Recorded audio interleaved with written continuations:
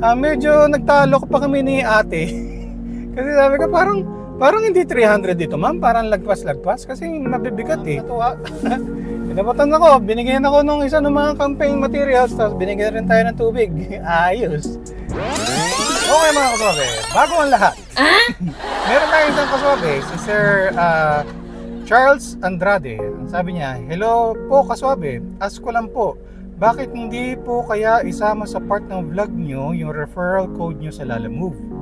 May mga ibang YouTubers na kasi ako nakitang pinopost nila yung referral code ni Lalamove. Parang sayang din po kasi yung commission na makukuha nyo sa mga katulad namin na nai-inspire mag-weekend sideline ng Lalamove. Oo nga! Wala sa isip ko. Maraming salamat sir. Mga kaswabe, kung kayo ay interesado na mag-apply sa Lalamove, hindi lang doon sa delivery, no? Kung meron kayong CPC o kaya pa yung Provisional Authority, PA, kunyari driver na kayo sa Grab Express, sa Grab Car, sa mga in-drive, joyride, pwede rin kayo mag-apply sa Lalaride. Itong Lalaride, mga pasahero naman ang isasakay niya, no? Tapos yung commission lang raw nila Lalamove, 2% lang raw. Siguro promo nila para nga mahikayat yung mga drivers na maglalaride rin. Kasi alam ko yun doon sa ibang mga platform, mga TNVS, mga 20% ata yung commission. So yun, maraming salamat Sir Charles Andrade. Lalagay ko na dito yung referral code. Paki-input na lang mga kaswabe kapag nag-apply kayo.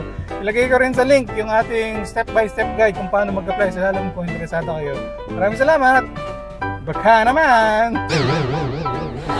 Good morning mga kaswabe! Araw naman ng Sabado, araw na sideline, biyay tayo sa Lalamove. Okay mga kaswabe, kaya ng dati, tripin natin, reset ng 0. Yan, para mamayang gabi, alam natin kung ilan yung inandar natin na kilometers. Tapos full tank tayo ngayong umaga, mamayang gabi, papafull tank ulit tayo.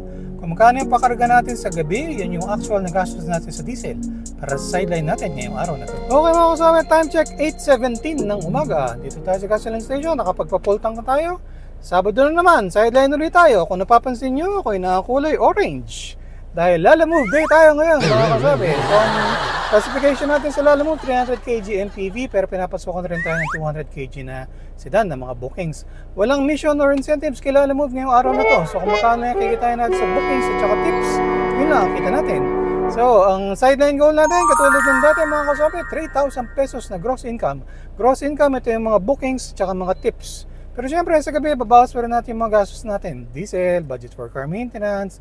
Kung nag-toll free tayo kung ano naman para alam natin kung magkano yung malinis na take home pay, yung net income natin ngayong araw na to. Nice! Kaya mga kasabi, baka muna tayo ng booking. Update ka mamaya.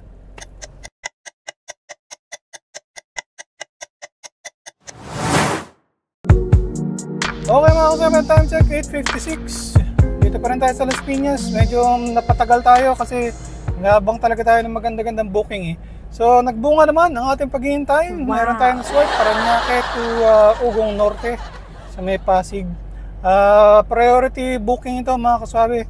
Nag-message na rin si ma'am, ano raw, mag-giveaway na raw tayo. Kasi ano raw, mga giveaways raw, kailangan na raw kagad ma-deliver. So pick upin muna natin mga kaswabe, booking number 1. Okay mga kasama, time check 9:27. Dito tayo sa Paranaque, na-pick up na natin. Medyo marami-rami, 3 boxes ng mga tinapay. May 3 tray ng itlog. Tapos may maruya. At yun na natin mga kasama, ano raw, 27 kilometers, 1 hour, 22 minutes, sabi ni Waze. Hello? Hello po, magandang umaga sir. Sir, sa Lalamove po. Oo, Lalamove po. Yung pick upin po sa dalhin po sa may Opo.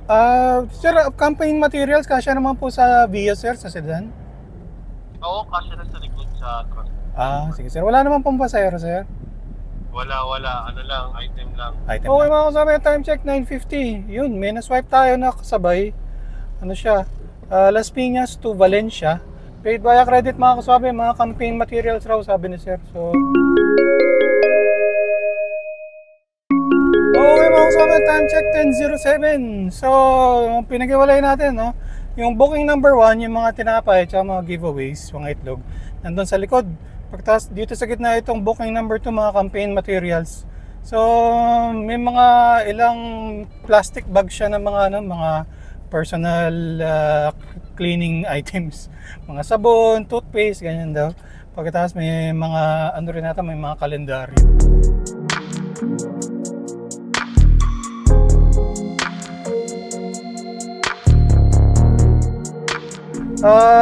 Update ko muna kayo sa ating segment.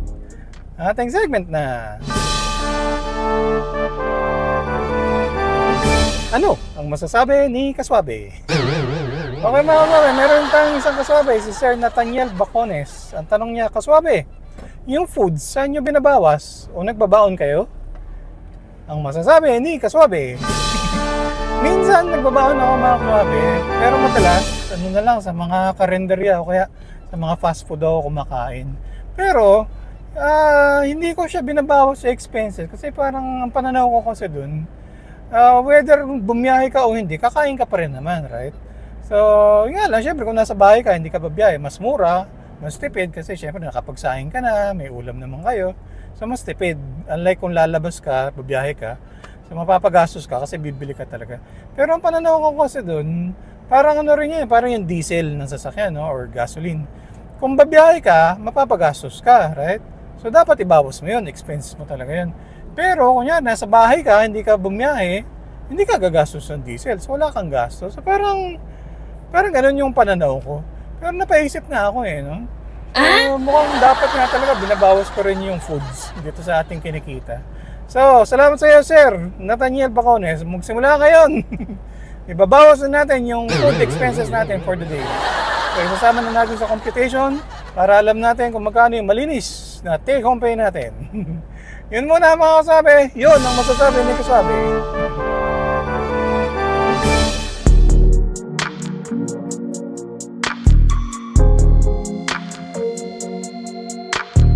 Okay mga kasabi, time check 11:13. I-drop off na natin yung mga pagkain mga kasabi. Binayaran tayo via Gcash ni Ma'am, 710 yung pinadala niya. Bali, ang bill niya is 664 plus yung 35 na toll fee natin kanina. So may 11 pesos tayo na tip. Atid muna natin itong booking number 2 natin mga kasabi. Nice. Ano lang raw, 25 minutes, 7.1 kilometers away. Okay mga kasabi, time check 12:23. Na-drop off na natin yung mga campaign materials, all goods mga kasabi. Paid via credit naman yun, wala tayong siningil. Tapos si Ma'am natuwa. Pinabatan ako, binigyan ako ng isa ng mga campaign materials, tapos binigyan rin tayo ng tubig. Ayos. Okay mga kasama, time check 12:36. Tawag dito. Naghahanap tayo ng paparkingan. May na-swipe tayo mga kasabi. 1 kilometer lang mula dito. Wow. O horseshoe. Tapos ang pagdadalan sa may Makati. So, sayang naman kasi malapit lang yung pick up.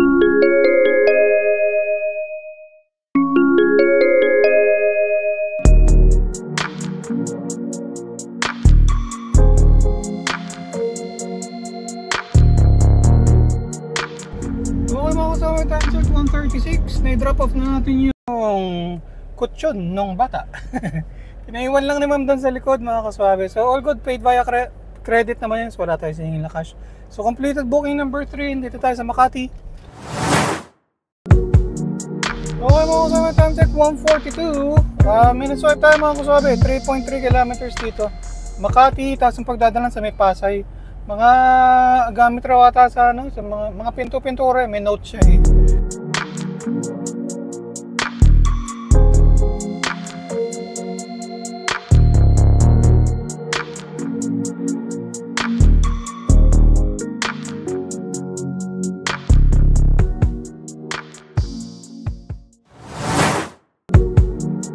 Okay mga kasama, time check 3:44. So nagpahinga tayo, nag-lunch, nagpalit na rin tayo ng damit. Ngayon swipe tayo mga kasabi. Dito sa Makati, ano raw, 4-point-something kilometers, malapit lang eh. 15 minutes away. Pagtas sa pagdadalan sa may Pasig. Booking number 5 natin mga kasabi. Okay mga kasabi, time check 4:03. Na-pick up na natin yung mga items. Mga mail, mga sulat talaga. 9 boxes, yung tatlo mga medium size, tapos yung iba is maliliit. Pero pag sinuma mo, mabigat. So baka hindi na natin ito sabayan mga kasabi kasi medyo mabigat. At dito natin ang mga kasabi, 9 kilometers, 47 minutes sabi ni Waze. Booking number 5 natin mga kasabi, doon daw ang bayad sabi ni Sir. Hello po, good afternoon. Sa Lalamove po. Okay po. Yes po. Yung pipick upin po sa may tapos dadalhin sa may Yes po, sir. Yes. tatanong ko lang po kung ano pong ikakarga. Ano to, food lang po, dalawang parang tab lang na container. Dalawang tab lang po ng container. Apo na container. Oh. Ano naman sir, naka-sealed yan. Ay, see. Wala naman pong pasahero, ma'am. Wala naman po. Wala naman po. Sige ma'am, Okay. papick up po. Nandito lang po ako sa may Buendia. Papunta na rin po dyan. Okay po, salamat. Salamat po. Bye. Okay mga kasama, time check 4:16. Dito tayo sa may Buendia. May na-swipe tayo. Ano lang, malapit lang. Teka. 2 kilometers, 14 minutes away dito sa Makati. Tapos ang pagdadalan, halos malapit doon sa pag-dropan din natin ito. So nakausap ko na, pagkain daw. So hopefully magaan lang para swak siya, kasya sa dito sa sasakyan. Dito kami mamaya mga kasama, double booking tayo. Dito tayo sa Makati.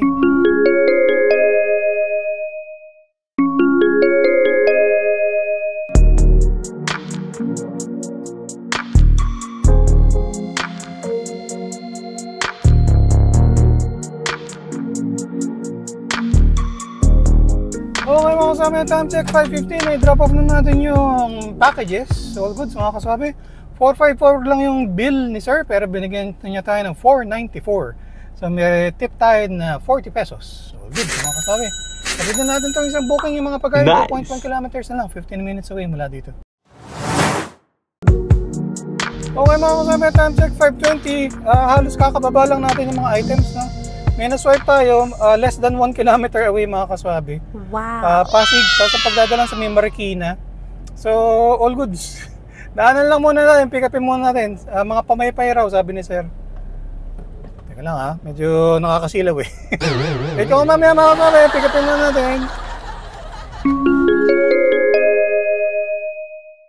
Okay mga kaswabe, time check 5:52. Na-drop off na natin yung pagkain. Binayaran tayo ni ma'am. Eksakto! Walang labis, walang kulang. Pwede na natin itong isang booking natin sa Marikina mga kasabi, 10 kilometers, 54 minutes away, sabi ni Waze. Medyo nagsisimula ng dumilim. Dito kami mamaya mga kasabi, biyahe muna tayo. Okay mga kasabi, time check 6:08. Dito tayo sa may West Bank Road. Hindi ko na na-videohan. May na-swipe tayo pa Marikina rin mga kasabi. So dito sa West Bank Road ng pickup. Hindi ko na-video kasi pagka-swipe ko at nakuha ko, bigla akong tinawagan ni sir.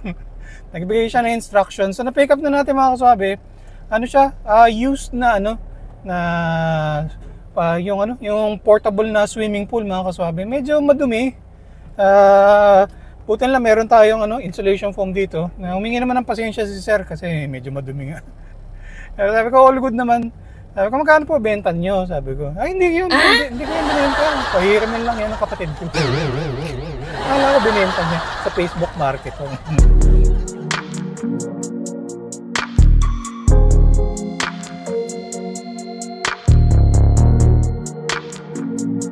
Okay mga kasabi, time check 7:14.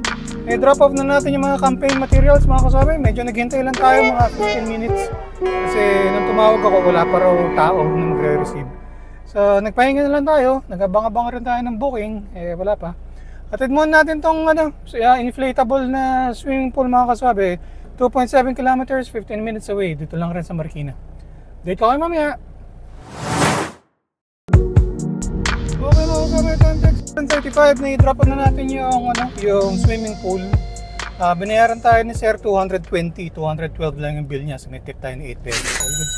Bago tayo tumatay mga kaswabe, may na-swipe tayo. Nice. Antipolo, pero yung katabi ba ng Marikina, 5.4 kilometers sa pagdadala sa may Taguig. Nakausap ko na si ma'am, tinanong ko kung anong item sasakay, mga libro raw, nakasako. Sabi ko, ilang sako po? So, hindi niya raw niya maalala kung ilang sako, pero 300 kg raw kasi tinutang nila. So yun mga kaswabe, pick upin muna natin. Tingnan natin kung makakapag double book tayo kasi 300 kg daw baka talagang 300 kg, mabigat-bigat yun. Dito ka mamaya mga kasabi, dito tayo sa Marikina. Okay mga kasabi, time check 8:08. Na-pick up na natin yung mga libro. Medyo nagtalo pa kami ni ate. Kasi sabi ko parang hindi 300 dito ma'am, parang lagpas kasi mabibigat May mga sako ng libro. Pero ang negosyo pala niya is nagtitinda nga siya ng mga libro, yung mga lumang mga libro. So ganyan. So may timbangan sila. So ibinaba nila yung tatlo para timbangin, para ipakita sa akin. So mukhang lumalabas, mukhang saktong 300 kilograms na kaswala. So yun, hatid muna natin ito mga kasama. 20 kilometers, 48 minutes. Doon raw ang bayad, sabi ni ma'am. Sana may double book tayo na cake. Para maabot natin ang ating goal na 3,000 pesos na gross income mga kasama.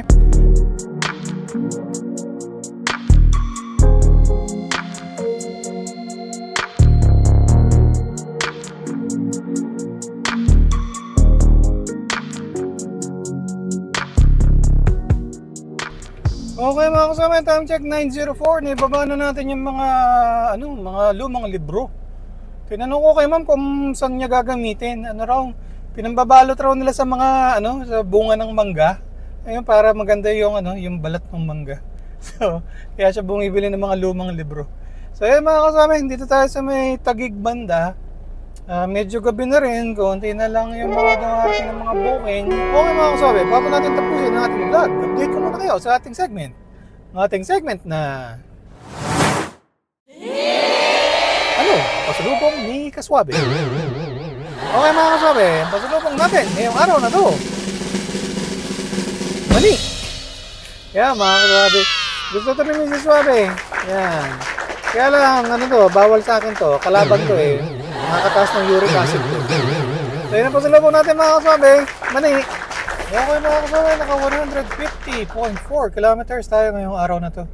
Tapos full tank tayo ng umaga, tapos ngayong gabi pa full tank uli. Yung pakarga natin ngayong gabi, yun yung actual na gastos natin sa diesel para sa sideline natin ngayong araw na to. Okay mga kasabi, time check 9:37. So mula doon sa last booking natin sa Taguig, wala na tayo nakuwang booking, so umuwi na lang na tayo. Okay mga kasama, lagpas 13 hours yung biyahe natin, pero nung hapon, sunod-sunod yung mga bookings. Lagpas 5 hours yung biyahe natin hanggang gabi. Okay mga kasama, computer natin, ganito natin. Sa 9 bookings, lalamove to 851. Cash tips natin, 59 pesos. So ang gross income natin, 2,910. Failed na naman tayo sa ating sideline goal mga kasama. Expenses natin, diesel 687, budget for car maintenance 300. Yung foods natin, 150 pesos ang budget natin, toll fee 35. So net income natin, 13 hours na sideline, 1,738 pesos. Nice! Update sa ating incentive savings mga kasama, cash tips natin 59 pesos. So yun lang, 59. So, yun muna mga kasama, yun ang biyahe natin ngayong araw na to. Maraming salamat sa panonood. Hanggang sa ulitin, ingat-ingat sa pagmamaneho para ang biyahe natin ay laging spot.